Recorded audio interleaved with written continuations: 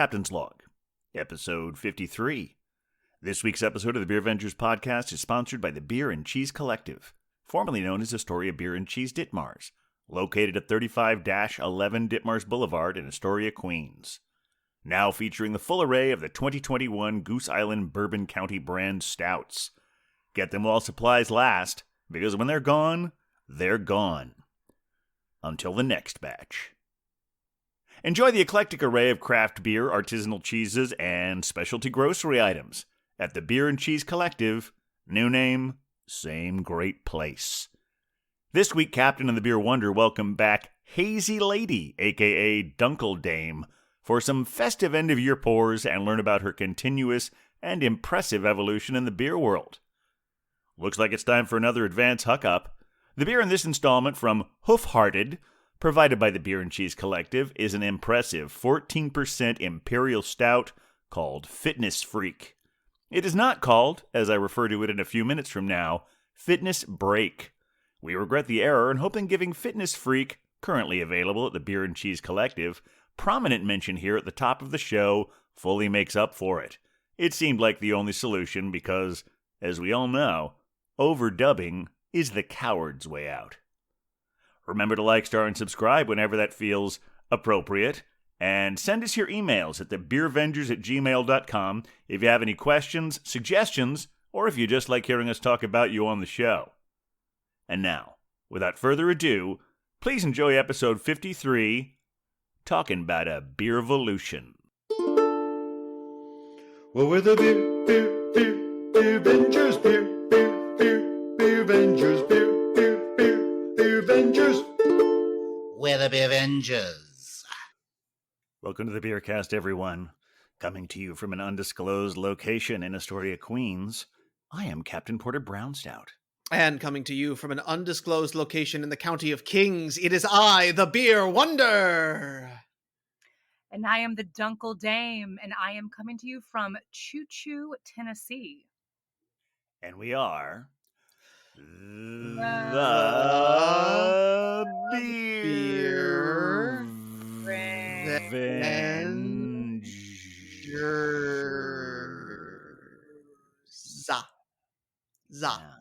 Like there pizza. We go. That's right, we are the Beer Vengers. You're the Beer Vengers. Welcome to the Beercast, everyone in here, out there, all around the world, and in parts unknown. Those ETs that the Beer Wonder is always shouting out to. But we've also had some people recently from Ireland and I think somewhere in South America. I don't remember exactly which country, but we will give you your proper recognition as soon as possible. As you may have noticed, we've had. Are you sure that they're not aliens? They could just be impersonating people from those areas. I've heard. Yeah, I mean, sure, their technology is it's probably, we're very primitive compared to whatever they have. So there's no way of knowing at all. Okay. Yeah, their networks are powerful. They can get anywhere. So it probably is.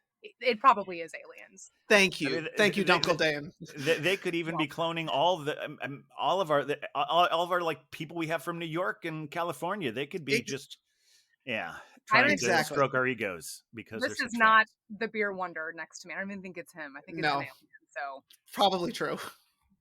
That's true. All right. So welcome, everyone. As you notice, we have another wonderful special guest, a return special guest. Yes. Whose name you may not recognize even if you listen to that episode, because as some of our guests do, or some of our Beer Vengers do, we are, I guess you would say, are fluid in our hopality or beerality. I'm trying to make some sort of comment, you know how with gender fluid, there's some sort of thing with Beer Venger name as well. Yeah. See what I'm saying there? Sometimes you evolve. It's like a Pokemon, right? You go through different stations of evolution. Yeah. I mean, we generally speaking, I don't think calling her Hazy Lady would be dead naming her in that bit of, but because you still like hazies, don't you, Uncle Dame? I do. I always love hazies. I just kind of got a little burnt out on them. I think I had a little too many. Everyone started doing it. Everyone started jumping on the cool kid bandwagon, and there was some bad ones. Mm-hmm. And I kind of got a little burnt out, and I've always loved dark beers. So I kind of went back to the dark side, but it's the dark lager side, the Dunkel. So, yeah. In any case, we're very glad to have you back on the show again. I know you've been, there's a lot that has gone on in your life since the last time you were on here in your beer world. We're very excited to talk about that, talk about our various holiday seasons, our weekend beer. But I can't really concentrate on any of that until we get to the pours, right? I know. I'm very, very, very thirsty.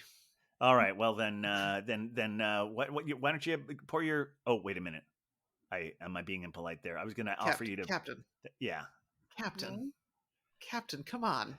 Come on. I thought I was being polite by. Yes, we have a guest, don't we? I thought you were too. I thought we'd learned something in this over a year. I thought if I defer to anyone, that's polite, but no, it's not the guest. I might as well be shitting on the rug. Yeah. Exact. Well, don't do that either, because then we have to clean that up. But Dunkle Dame, would you honor us with the first pour? I would love to. So I am going to be drinking a Moon Pie Stout from a local Chattanooga brewery called Naked River. Yeah. So I am so excited to open up this bad boy. Ooh, now Moon Pie, I think of that as like a dessert. So we'll have to find out more about that. Oh yeah, I will tell you. So this would be in the pastry stout category. Yes. Oh, and you're drinking it out of a lovely glass. It's a really good dark color, very slight head formation, but of course the Dunkle Dame does an A+ pour, so it's beautiful no matter what. Can you hold up the can and the glass next to each other just so we can get a good look at those together? Oh, look at that. So beautiful. Mm-hmm. Yeah. This is a beautiful beer, and it's so great and kind of light for a pastry stout. I can't wait to talk What's a little bit more on about that? it. The ABV on this, good question. I think it's an 8%er. Yeah. Okay. Yeah. Good. So high for a stout, low for an imperial. Yeah, absolutely. More in that foreign export category. Absolutely. All right, well, Beer Wonder, I'm dying to see what you have. I know. Well, today I actually have a sponsored pour. A sponsored pour from the Beer and Cheese Collective at 35-11 Ditmars Boulevard in Astoria, Queens. Yes, those fine folks. And I do feel like I do need to clarify that last week's was not actually a sponsored pour from our friends at the Beer and Cheese Collective. It was actually a repeat beer coming to us from our friends over at the Pony Bar. So although my apologies. It's entirely possible you can find that one at the Beer and Cheese Collective. But, it is. Right. They have so many options, but I did want to clarify that. It's always good to acknowledge your hookups on the beer cast. But today, our beer is from Area 2, which is the experimental brewing wing of our buddies over at Two Roads. Oh, excellent. In Connecticut. Yep. Lovely Connecticut beer. This one is definitely an experiment. I'm excited about it. It is their Pineapple Sour D, which is a hazy hemp IPA with pineapple. Yum. Very tropical. Coming in at just a casual 7%. So let's see how this thing pours. Beautiful crack there. I know. I love pineapple because you get that kind of tartness. So I'm curious to see how it tastes. Yep. So you pour it there to that Beer and Cheese Collective glass. Exactly. And I'm getting it's a kind of very intense nose. I'm excited about this one. It should be very delicious. Nice pillowy head on there. I love that from a hazy. Mm-hmm. All right, Captain, you've been so patient. Well, I also have a sponsored pour. What? Yes, a sponsored pour. Our same sponsor that we were just talking about, the Beer and Cheese Collective, formerly Astoria Beer and Cheese Ditmars. Mm-hmm. I have to tell you, we get so many great beers from them. We can't feature all of them on the show. Yep. So I want to mention a few that I was up for consideration for tonight, some which will be finding themselves to you very soon. Thank you. Beer Wonder. Okay, so first we have this one from Marlowe Artisan Ales. It is an ESB. It's called Ploosh. Ploosh. And you can't quite see it when my lighting is weird, but it's got dice on the can there. Yeah. Don't know why, but there is. Then another one I was really seriously considering. This is from. I think it might be. Oh, of course it is. It's Tripping Animals, and it's called The Return of the Tripping Dead. Ooh, and that is a sour ale with cherry, coconut, almonds, and vanilla. Currently available. Ooh. Coconut. Nice. This one. Okay, this is from Hudson Valley. It is called Holocene. It's a sour IPA with mango and vanilla. Oh, that's mango and vanilla. Very exciting. I know these are interesting combos that you're throwing out. I'm digging it. I know. Well, you think those are strange combos. This one is based on what some people like to think is the worst kind of pizza, but I think it might be a wonderful kind of beer. Pineapple and ham? It is the Hawaiian Pizza IPA. Okay. From Rockaway. Okay. Speaking pineapple of and ham and an IPA, I think that could work. And this one I almost went with, and I'm going to explain to you why in a second. This is a Dunkelweiss from Grimm. You know why I thought about having this one on tonight? In honor of our guest, perhaps? Well, not only is she the Dunkel Dame, but Grimm is where all of us first met in person for the first time. That is true. That's so true. I know. And I really I considered doing that one, but this one is just so much in my wheelhouse. Mm-hmm. It is an imperial stout with coffee, vanilla, and maple syrup. That it is the fitness break from Hoofhearted. Hoofhearted. I was wondering Hoofhearted. Pronounce that. It's in Ohio, actually. Oh, look at that. Oh, it's at 14%, I should say here. Of course it is. Excellent can art. It is, and here we go. Love an imperial stout. Oh, there you go. That looks like oil. It really does. It's gorgeous. Mm-hmm. There we are. Beautiful head production there. Really nice. Oh. All right, let's just. Gorgeous. Yeah. Looking good. Already. Excellent. Let's raise a glass, everyone. Cheers. To my dear beer avengers and everyone listening. Cheers. What a great way to wrap up the year, huh? Mm-hmm. Well, or start the year, as I think people who might be listening are having.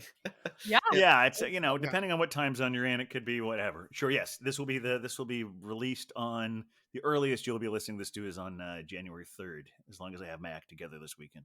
Yeah, so it will be the new year, and really, Captain, I think you could start a boat with that. It looks like diesel oil. Your beautiful imperial stout. That's gorgeous. That is this Moon Pie Stout is so nice. It's a pastry stout, but it's got a surprisingly light body. So it's super drinkable. Yeah, it's unexpectedly light for a pastry stout.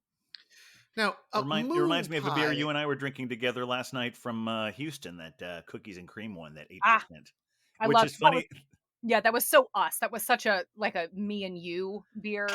Like that was, I was happy to close out my podcast with you with that beer. I just felt everything felt right.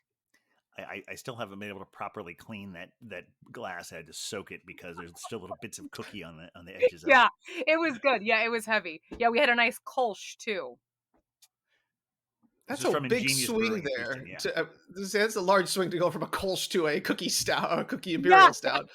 It was intense. It was definitely, but it was fun. You know what I mean? Ethan, you co-hosted with me too on Brews Less Traveled, and it's nice when you kind of get those beers that are a little polar opposite. You just give your taste buds sort of everything that they desire. Yes. I gotta say, since I know you're a fan of pie, well, actually, I did want to ask though. So, moon pies.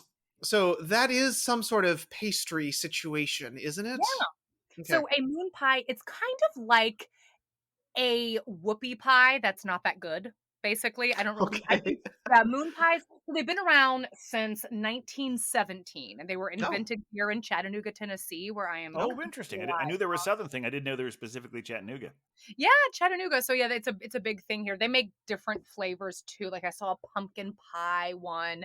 To me, this beer is what you want a moon pie to actually taste like. This beer is delicious. A moon pie, they're okay. They're kind of it's sort of like not a wafer. It's like almost like a spongy thing, but they're always like a little dry. They're not really that great. No offense to the Moon Pie Company. No, I mean it's a pretty much of a low rent kind of a thing. I mean, there are people who I'm sure have made more elegant gourmet pastry versions of it, but it's basically one of those things you get in the checkout at the 7-Eleven. Yeah, it's one of those things you're like, oh yeah, I guess I'll get a moon pie too. And they're like pretty good, but yeah, like you always kind of want it to be better than it is. Yeah, I think it's probably a very popular drunk people food. It is, or stoned people, whatever. Yeah. But yeah, I'll always, I won't turn down a moon pie. I won't. Yeah. Like I will always eat it, but I'm always kind of like, oh, I sort of wish it was better. But this beer, they really did the best job with it at Naked River Brewing here in Chattanooga. when they originally started brewing this beer, I interviewed with them, by the way, Mm. for a job like in production and behind the bar. The job didn't work out, but they're such great people there. I stay in touch with them. And they originally used moon pies in the production of this beer, but they're so sort of absorbent. It was absorbing a lot of the beer. They were wasting product with it. So Oh. then they still use some moon pies in there, but from what I've been told, and I could be wrong on this, but I remember them saying they're using just some really delicious natural flavoring in this beer, and Mm. they really perfect it. It's a great beer. It's not very carbonated, so if you're someone who likes a really zippy, zingy, effervescent beer, it might not be for you. But if you like something that's really full of flavor but not too heavy, and you like dark beer, it's a Mm. great one to try. I recommend it. Yeah, I feel like the basic elements of a moon pie are very similar to that of a s'more, except whatever passes for a cookie in it isn't as good as a graham cracker. Yeah, a s'more's delicious. Like, a s'more's the best thing But they ever. have the same basic things, right? They're chocolate, marshmallow, and cookie. That's Yeah, essentially what they're Yeah, both made up of. that's what they're doing. Yeah. But it is the the cookie and a same. moon pie is the least good part of the whole thing. Yeah, they're just always, like, a little more dry than you want it to be. Like, they're not terrible, but like I said, it's like you always just kinda want it to be better. I'm I gonna mean, but the great thing about when you make a beer or you make a more gourmet version of something is you take the most positive elements of it and you just sort of put it all together and make it like the most idealized version of the moon pie you would have. Absolutely. Absolutely, yeah. I like where Yeah. this is going. The perfected moon pie in a beer. It's Yeah, beautiful. Yes. yeah. Absolutely. Well, Captain, I know that you're not planning to power a boat with that thing, but how is your delicious beer? I'm really enjoying it. Speaking about various things that sometimes, I mean, it tastes like a 14 percenter, which every once Okay. in a while you can enjoy this nice sipping, thick, viscous imperial stout, high up on that SRM Oh level yeah. there. I think we were talking once about how that pretty much visually you can't really tell a 40 from an 80 on Yeah. the SRM chart. If it's over 40, it's all looking the same, Yeah. but so SRM you can almost taste that, like, okay, this is high on the list. Yeah, your Um, eye won't pick it up past a certain point. Yeah. right, but it's interesting. It's maybe a little sweeter than I would generally go for, but not overly sweet. It's like I'm very satisfied with it, and that coffee flavor and the vanilla is definitely in there. And a really really nice one. They do some great work at Hoof Hearted. Because I'm tight. It's funny because you so often you double D here. Was Yes. that can I call you that? I Yeah. was trying to abbreviate Dunkle Dame in some way. Just DD. Whatever. I love Didi. It's funny that you didn't even need a prompting from Beer Wonder to refer to it as oil, because that's what he always calls my imperial stouts. I love And so much that you stick to that you are just truly, because I mean, I'm kind of all over the place with the beers I'll drink typically, but I love that you, Captain, are just like, I drink really dark black beers all the time.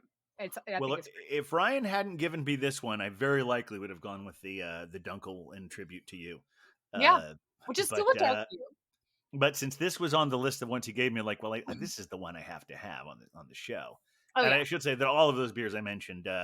So if you're listening to this on Monday, January 3rd, or very shortly thereafter, all of these beers were in the store on the previous Wednesday, so they should still be there now.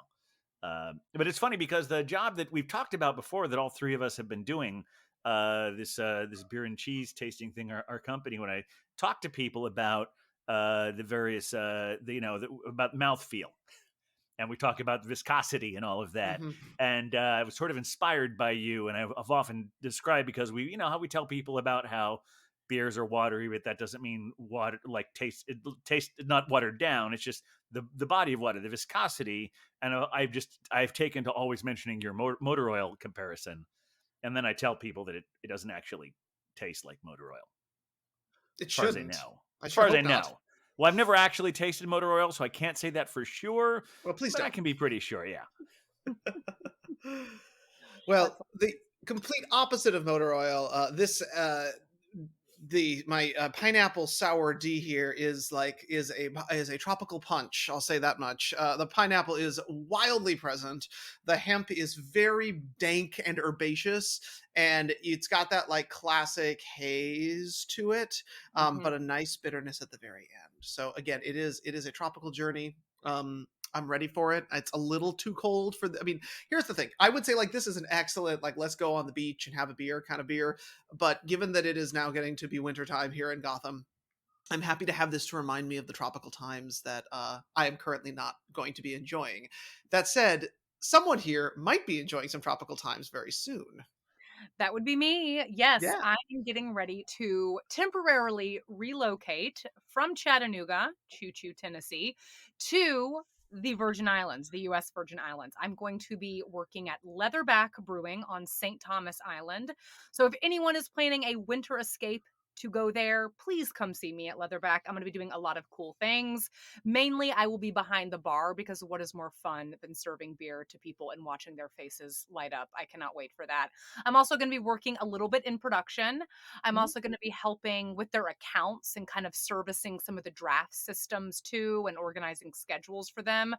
I cannot wait to learn more about draft systems because it's so complicated. So I'll kind of be going with the head brewer. His name's Jose, and it's basically kind of just him, really. I think that does most of the brewing, and then he helps service the accounts. That's from what I understand. I'm sure there's some other parts I will gather when I get there, but I'm going to be helping him a little bit. I'm also going to be helping them do some fun events like beer tastings and things like that for people. So a lot of fun things. I cannot wait. I'm going to really test my stout love and see if I still drink stouts in 85-degree and pretty humid weather. So I will keep you guys posted on that. But I think that what you're drinking, Beer Wonder, would totally fly and vibe with me down on St. Thomas Island because I love a hazy and that one sounds delicious. Yes. Well, now, Dunkle Dame, I know a lot of stories. I feel like your story is sometimes like an epic poem. And epic poems are often started in medias res, where we'll start at somewhere and then we'll flash back, because I feel like we're skipping over a lot of the story since the last you've been to. So I want to explore a little how we got here, because I don't want to deal with amateur psychology here, but you have kind of a story that I find kind of inspiring. The idea that you had this business for so long, and you used the pandemic and that business going away to sort of reassert something that you were kind of tired of that, and you were, rather than just sort of wait for something else to come to you, you just really grabbed like, okay, life is short, I'm gonna do something I like. And while we were all in lockdown, you decided, I'm gonna take a beer course and I'm gonna fly to Colorado, and was it Colorado, right? Yes, yeah. And take that course there and then move on to the job that we were all doing together. Do you think that was at all inspired by the situation we were all living in? Is that what, like, you're like, okay, like I'm not, there's no waiting around. Yeah. So just for people who do not know, I was running a skincare business in Brooklyn. I was a skincare esthetician. So I owned a facial studio. I had 2 locations and was doing that for about 10 years, 8 years running my business, 10 years as a skincare esthetician. And then, the pandemic hit. I was out of work for 6 months and I kind of realized I was a little over it. I was sort of like, you know what? I'm ready to move on. I'm okay with that. It was sad. It was sad to leave my employees and my locations and everything, but I felt very at peace with that decision. And then I just got deeper into my love of craft beer. I always loved beer. And then I said, let's study it. Let's learn to brew. I tried to home brew, not a great home brewer, but it was really fun to try and dabble in. Went out to Colorado Springs, worked at Rocky Mountain Brewery with the head brewer, assisted him brewing, which was, again, super complicated. Not something that came natural to me, but I really loved learning. What I learned was completely invaluable. And then, just took some craft beer courses online. The ones I took were at Cornell and San Diego State, and just started studying it. And then got the job with Brewvana, hosting their Brews Less Traveled podcast, where I met you guys, and you guys were my co-host, and we all, knew each other in Brooklyn as well. So it's been a very cool journey with my relationship with you guys as well. But I feel very honored to have been your final co-host on your final show. Oh yeah, that was so fun. That was, you were the best. But I mean, my gratitude cup is so full with Beer everything. Wonder, she's also often referred to you as the best, just to make sure this Oh isn't no, a competition. I'm not worried about that. I'm not worried about No, that. I feel like Sue hosts and she calls me. It's like because I brought you up last week and she said, "Oh, Ethan's the best." Oh, Yeah, that's you're sweet. just like the best person, just a sweet. You guys are both just Well, delightful energy to be we were around. happy to have you kind of come into the crew. In fact, I would say this whole pandemic, in terms of the expansion of the Beer Avengers to a certain degree, has done wonders for all of us, because we got you, we kind of got in our Globe Hopper as well. Other people have sort of pieced their way together into the family. And what's nice is that as you know, things have shifted and changed, we've had Beer Avengers really kind of take over the world a little bit, you Yeah. know, in a really direct way. So, Yeah, well, and also, like, I mean, really, this was also this is something we've been talking about for years, but this whole podcast was born out of the pandemic mhm. as well. Um, but so I am curious though. So that's that part of the story. What led you to go to Chattanooga, and tell us a little bit more about what Yeah. that experience has been like for you since you've been there? Absolutely. So yeah, after 12 years of New York, I kind of knew I wanted to move. Again, the pandemic was so eye-opening. Mhm. And not to take a pandemic and view it as some like privileged thing, but there was some This silver is this is people are dying. lining. It's not an artist retreat. I heard Exactly. that on some yeah. Exactly. Yeah. And just amongst all of the sadness and darkness that was going on throughout the world, there was some silver linings to say, you know what, I have time to actually think, do I like where I'm at? Do I like what I'm Mhm. doing? And Yeah. I was just at a point where I felt so ready to move on. And I didn't really have the energy to kind of go back and keep doing it. There's a certain amount of energy you have to to kind of pick it up from the bottom and Yep. give it life again. And I Mhm. said, you know what? I'm going to have to use a lot of energy no matter what. I'd rather direct it towards something new and watch that grow than try to keep this alive over here. So that felt like it made more sense to me on an emotional level. And I knew I wanted to move back to the South. I'm from Atlanta, Georgia originally. So Chattanooga is 2 hours north of Atlanta for anyone curious about the geography of that. And, I have some family in Birmingham, Alabama, which is also about 2 hours away. And I knew I wanted to move back. And I just started messaging breweries on Instagram and was like, hey, are you hiring? Hey. And then Naked River, who I'm sipping on this evening with their Moon Pie Stout, they got back to me. I said, I'm going to fly down. They said, we'd love to interview you. I just checked out the city, and Chattanooga is so, so cute. It's close enough to Nashville that you get this kind of funky, cool vibe, but it's Mhm. a really small city.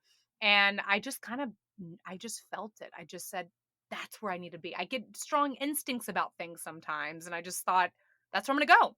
So I picked up and I moved down south and have not regretted it. And it was because I got a remote position though with Bruvana and Right. just Sure. felt so lucky to, represent that brand and host their podcast. I did it for 9 months and so grateful for the opportunities they gave me to have a platform in this industry, which is just amazing as a woman and just as any individual. It's just a very cool job. But then I stumbled upon this job in the Virgin Islands and it's more hands-on. And that's kind of what I'm craving now after sort of sitting, kind of behind a desk a little bit. I mean, I did get to travel to all the beer cities Mhm. on Brew Plus Sure. Traveled, but there was a lot of desk work with the job. And that kind of wasn't so much for me.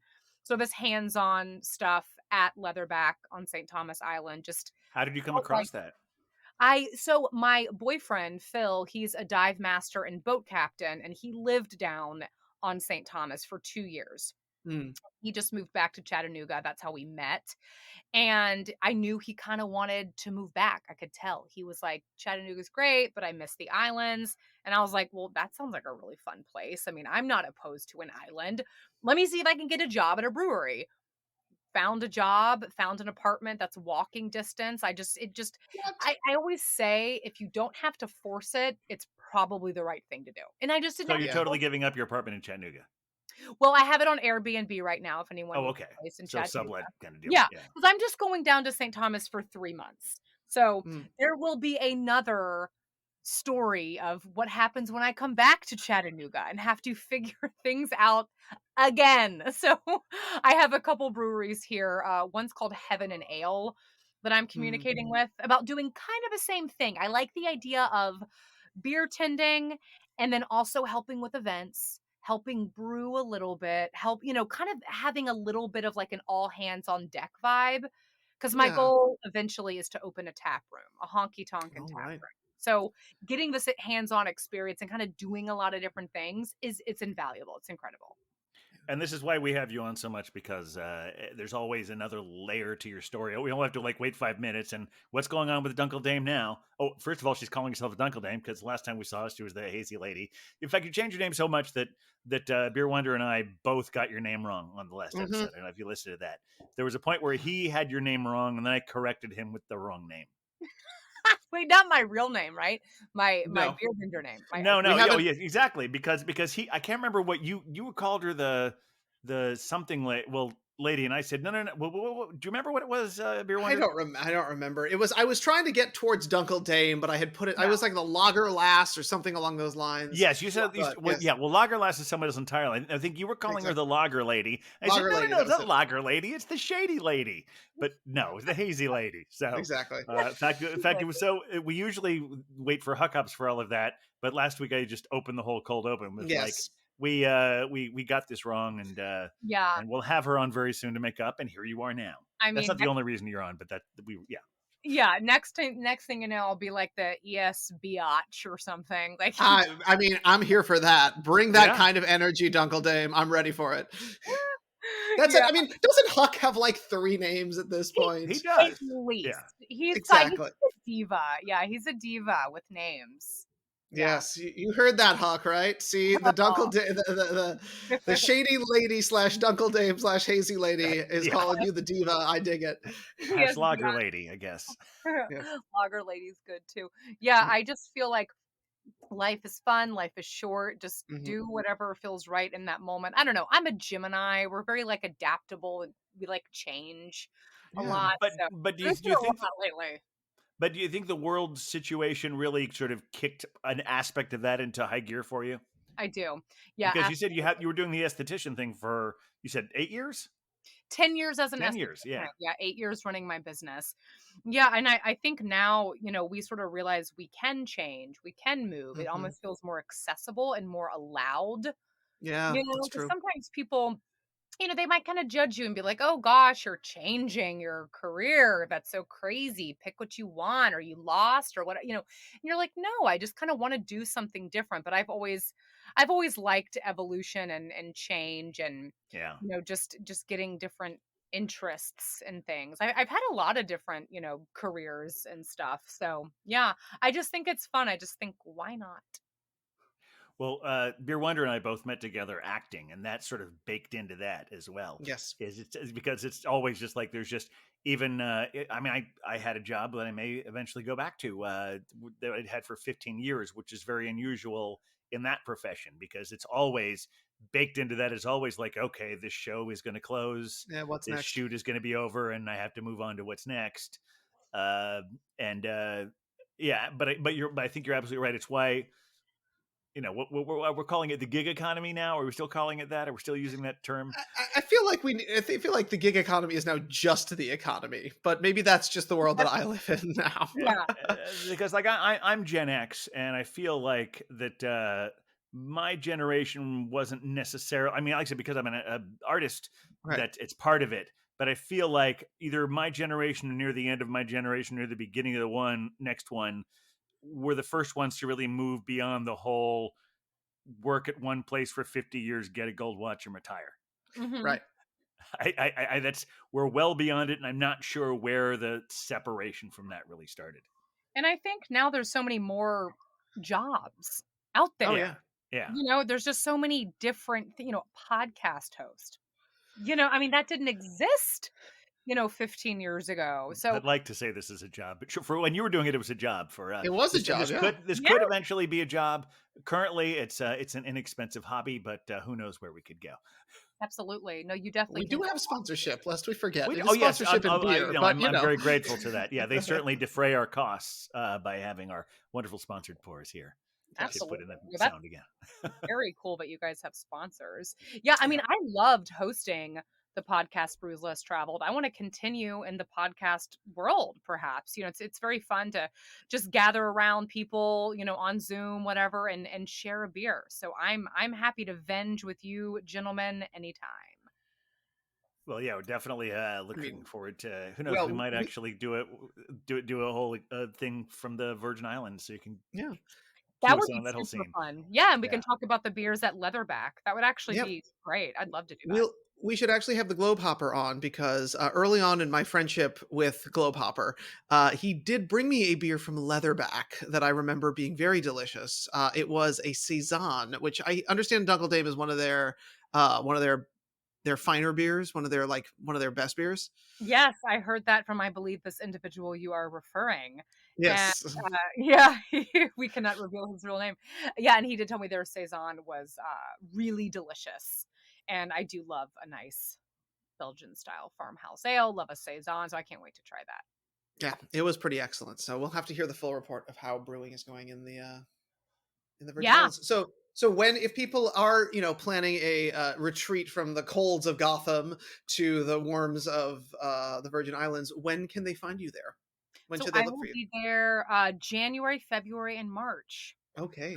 Next year, 2022. Yeah, and Well, if we're not all in lockdown by then. I know. We're right where the cruise ships dock, which I just heard cruise ships are, done for now. So that's not very fun. I was amazed they came back as soon as they did, to be honest, because Yeah. that just seems like the perfect place if you want to get COVID. Totally. I mean, yeah, I got COVID just from, doing God knows what, just walking outside. So, I mean, well, there's a lot of you. I don't have to go many places. I choose to occasionally, but yeah, I was surprised today. Who knows what it's going to be like when this episode is released? Mm-hmm. But I keep seeing the numbers go up every day, and I saw today that it was up over 300,000, which I thought was high. And then I found out that that's just the 7-day average. Oh my gosh! The actual amount for the day was like 500,000. That's insane. There were 500,000 cases across this country yesterday. Yeah, this new variant, the Omicron, just seems like the most contagious. But luckily, everyone I've known, including myself who've had it, have had mild symptoms and recovered quickly. Right. So fingers crossed that will be most people's story. Yeah. Well, the real question here is, because, were you still able to smell and taste your beers? I was. Good. Yeah. Okay. Yes. That's actually a very interesting point that you mentioned that, because I don't know if you knew for sure if you had Omicron or not, because I have heard that Omicron does not have that. That is a unique thing to that particular grade of the virus, is that it doesn't take away your sense of taste and smell. Yeah. My boyfriend, he lost his taste and smell, but just for like 2 days. Okay. And then that was like his only symptom. And then he was kind of tired. I had a fever for about a day and a half, and then that was kind of it. And still a little shortness of breath every once in a while. But yeah, overall, very fortunate and very lucky that I recovered very quickly. It's funny. It's because of our job at Unboxed Experience that I've started to come to learn at how taste and smell are, how intertwined they are. Oh, yeah. Absolutely. Yeah. What do they say? Your taste is about 80% smell. Mm-hmm. Yes. I keep every once in a while I'll say it backwards. Smell is 80% taste. No, taste is 80% smell. But yeah, I've caught myself saying the opposite, knowing that it's not necessarily. Whatever it is, they're very linked. They're very linked. Yes. One of the things that we've learned from our COVID experience as well is taste and smell. True. In fact, someone is. Where are you two on the whole idea of what is spice? Is spice a taste? Is spice a mouthfeel? Oh. I think it's taste. I think it it's depends both. What kind of spice? Because I mean, like cinnamon is technically a spice, but yeah, if something's really hot, like a jalapeno, that's how it feels from the heat, from the tingle. Yeah. I don't know if you've ever had any of those Sichuan peppers, the like mouth numbing spice that comes from China, where that is absolutely a feel, because your lips start to buzz, your tongue starts to buzz. But it's it's an acid reaction. It's actually messing with your taste buds. So I guess it's both. I think it straddles the two. Yeah. It is both. That's interesting, and I wonder if that's why it's kind of so intense, because it's taking over two of the categories. If tastes or spices. or I'm sorry, if tastes are vowels, spice is the sometimes why. Love There it. you go. Love it. Well, Dunkle Dame, since you are in Chattanooga, and it sounds, I've actually done some reading about it, about how it is like a spot that people are relocating to because it does have a lot of kind of great stuff. Are there any specific establishments that you have in your travels there, in your time in there, have really sort of fallen in love with that you might want to give a shout out to for anyone who might be, oh, I don't know, planning a trip there? Oh, absolutely. Yes, I've been here since August, so like 6 months, something like that. 5 months. I can't do math right now, clearly, but just a few months. So I haven't been here too long. There's a place called Clyde's. That's Okay. really fun. They have a good draft list, and they have shuffleboard, and they have live music.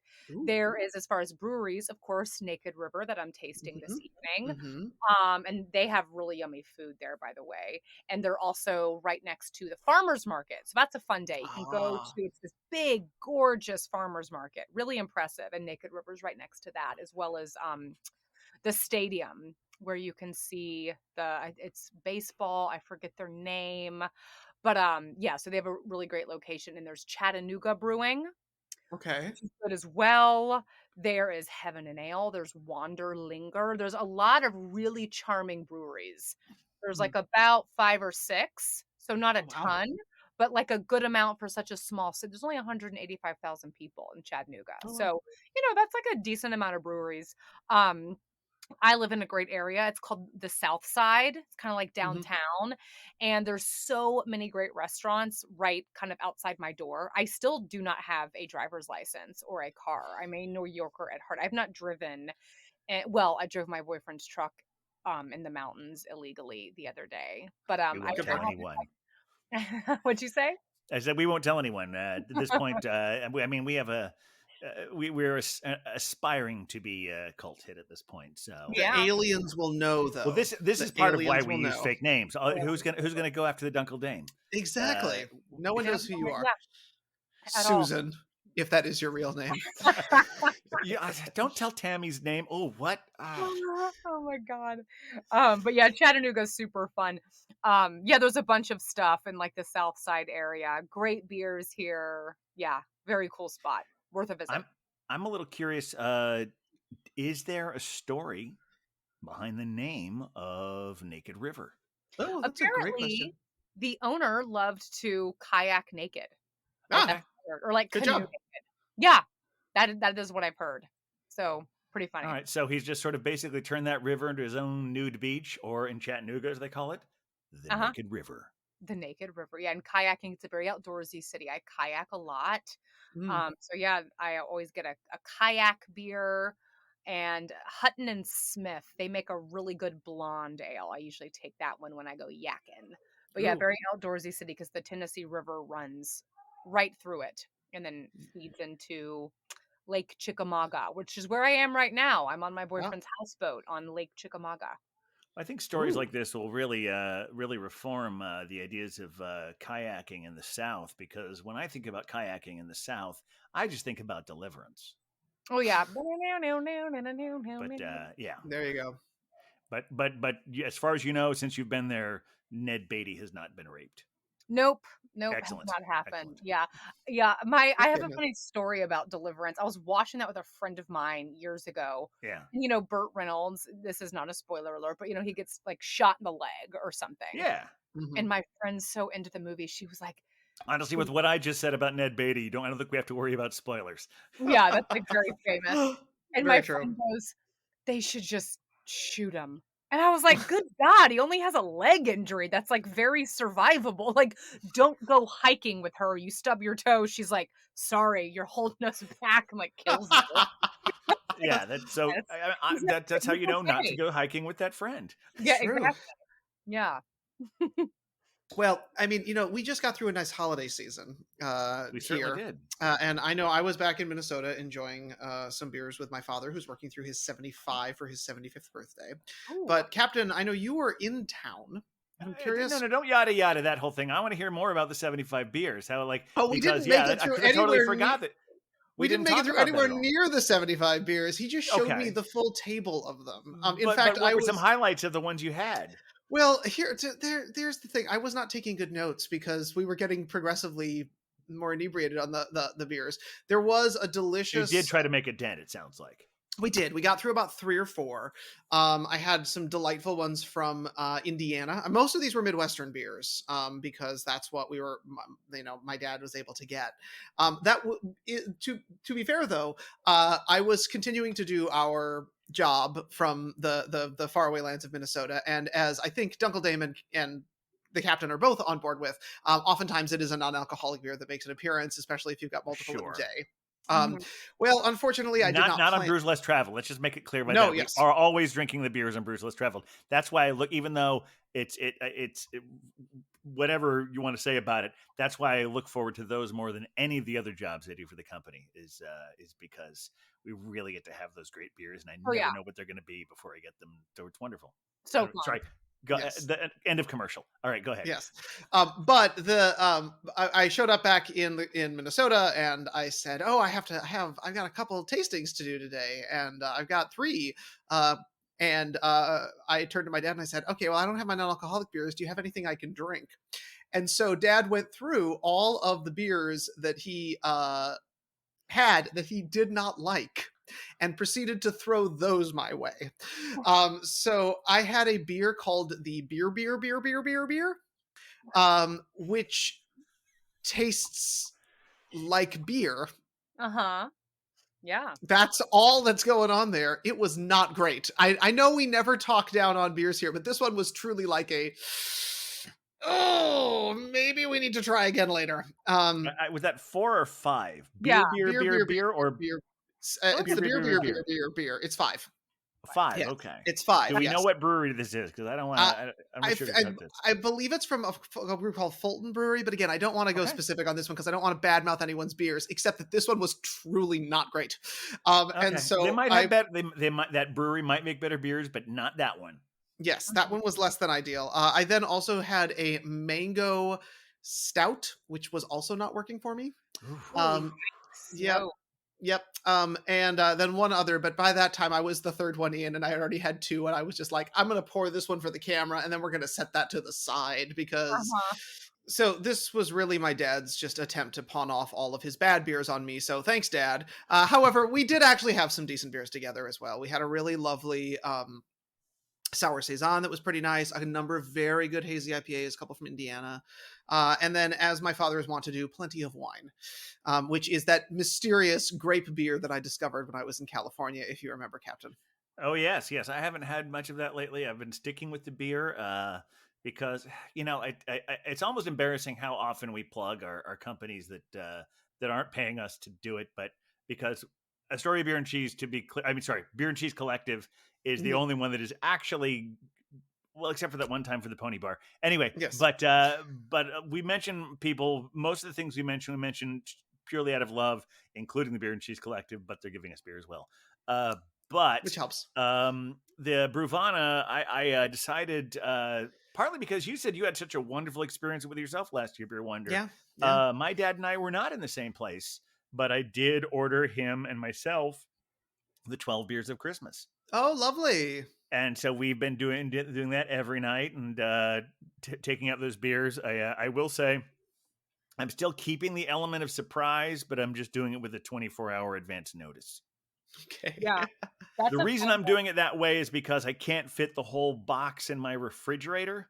That's true. So like the day before each one, I open up that slot, pull out what's there, put it in the refrigerator for the next night. So I have the delayed gratification, but it's just 24 hours ahead of everyone. Well, you get 24 hours to look forward to the beer.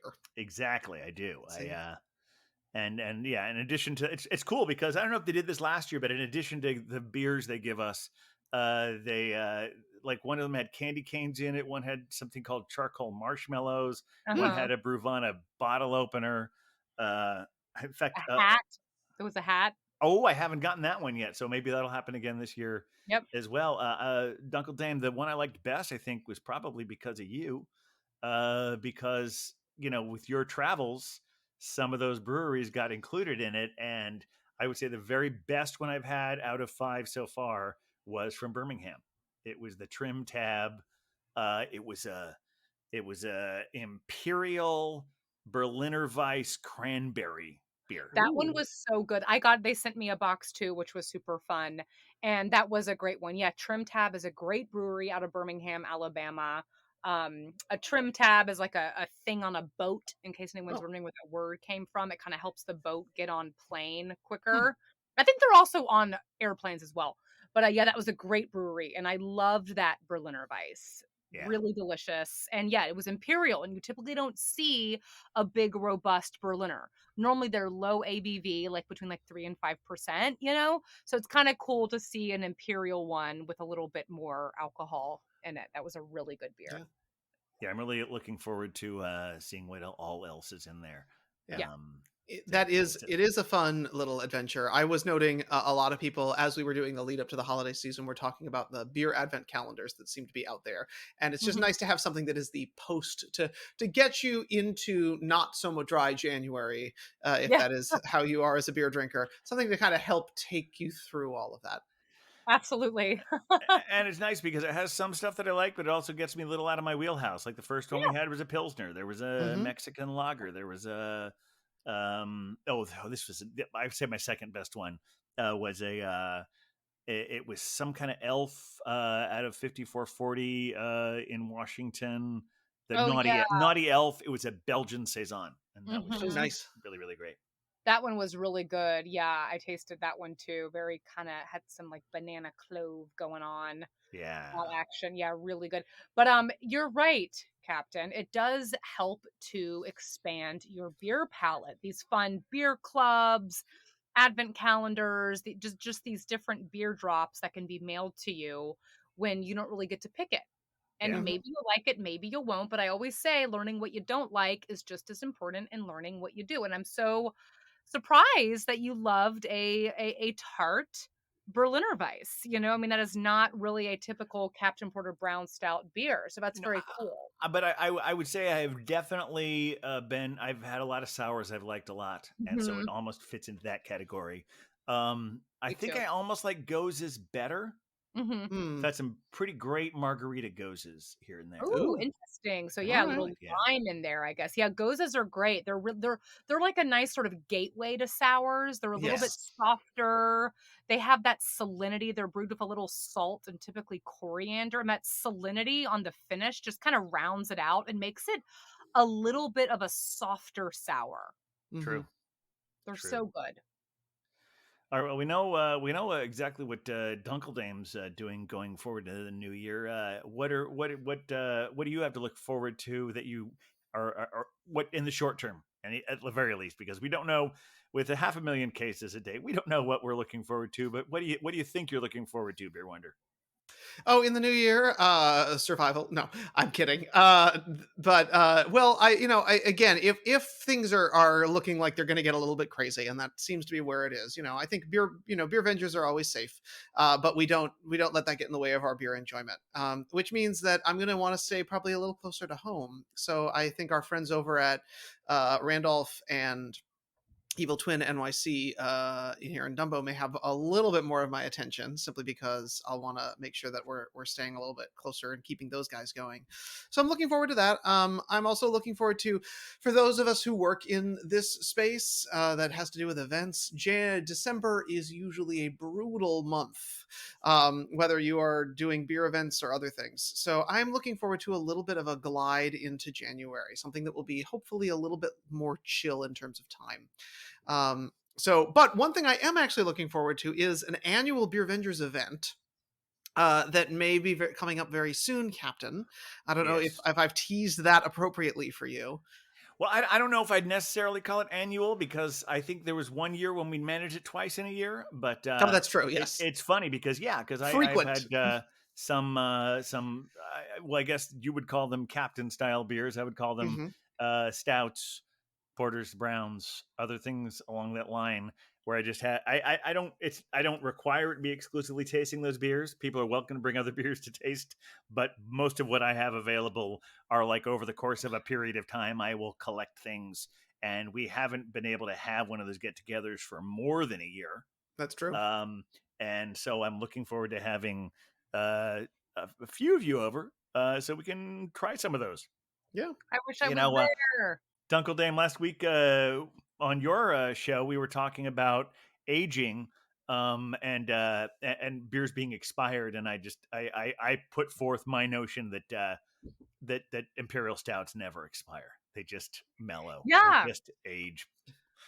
And, it's kind of up for debate, but I always do a beer break in the Brews Less I Traveled podcast. listened to it, yeah. That was what I talked about because, it's like everything does kind of expire, but stouts are going to definitely last longer. Typically things, aged in a barrel will last longer. But yeah, most beers, you usually want to drink them within a few months. Yeah, I do have one in there that is a oak aged Creek is what it's called, and I'll be curious to see Nice. what that one tastes like because I I've bet had it'll be good. that's been in there for over a year, but since it's oak aged, I hopefully that will help to preserve it properly. It will. Yeah, it actually will. Like bigger beers, higher alcohol barley wines, because alcohol acts as a natural preservative. And some wild fermentation sours will age really, really well. Sometimes the bacteria will kind of change a little bit, so the flavors will change, but that's kind of cool, Yeah. Yeah, so as much as you hear from your breweries and your beer drinking friends who say it's important to open these things fresh, including this 14%er I have, it says it right there on the can. It says, drink fresh, and that's always good advice. But I have a feeling this one would still be good in 6 months because 14%, of course it would. But yeah, and speaking of aging, a few months back when we had Dave Lopez from Gun Hill, he was talking about their upcoming events, and we're almost there. Mid-January, in the Ides of January, he is going to be having his barrel-aged festival on a Saturday afternoon, and very exciting. I have a feeling I'll be buying a ticket to that. Yes, it definitely sounds like a captain event. Are you going to be available that Saturday, Beer Wonder? We'll see. I have in my Clark Kent job, I may be required elsewhere on a Saturday, but we shall see. Well, that's the crazy thing. Like I feel that as much as we always, that's why I was so impressed with you, Dunkle Dame, the way you're able to just like, okay, you don't necessarily burn bridges, but you're like, okay, I'm going to go do this other thing. And maybe I'll come back to this other thing. Maybe I won't. And I think Beer Wonder keeps all his as many irons in the fire as possible all the time. Yes, smart. Diversification is the way I go. So, but yeah, like it's amazing we have time to record this thing because any specific time Beer Wonder has like 7 different jobs. Yes. It's good to keep busy. It is. All right. Well, unless we have any other things about the upcoming things or our weekend beer, is that the end of the show this week? I think so. I think we touched on everything. This was so much fun. Thank you both for having me. It's always a pleasure to drop in and venge with you two. Thanks for coming. And if something happens with your travel plans and you want to come up the weekend we're having our Beer Venger get together, I do have a spare room. Hell yeah. I would love that. That'd be so fun. All right. Thanks everyone for listening. And you know who just showed up? Is it a wandering huck in the distance? It is a wandering huck. He's here. Thanks everyone for listening. Thank you so much, Hazy Lady, Dunkle Dame, whatever bastardization of your name we come up with. Always wonderful to have you here. And absolutely. See everyone again soon. Bye. With the beer Vengers, beer Vengers, beer Vengers. We're the Beer Vengers.